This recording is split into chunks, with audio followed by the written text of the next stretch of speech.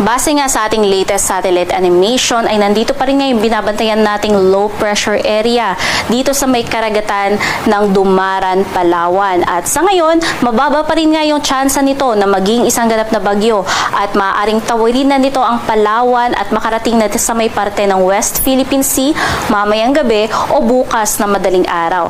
Pagkarating nga nito sa may parte ng West Philippine Sea ay maaaring tumaas pa yung tsansa nito na maging isang ganap na bagyo.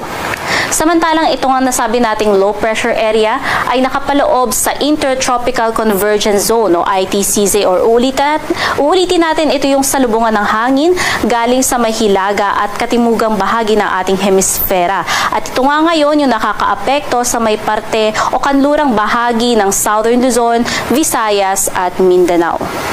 Samantalang nagbabalik na nga yung inaantay nating hanging amihan o northeast monsoon na siyang makakaapekto sa may bahagi ng extreme northern Luzon.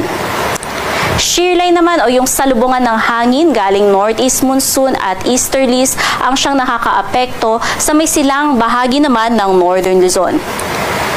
At easterlies naman o yung hangin galing sa Pasipiko ang siyang nakakaapekto sa nalalabi pang bahagi ng ating bansa.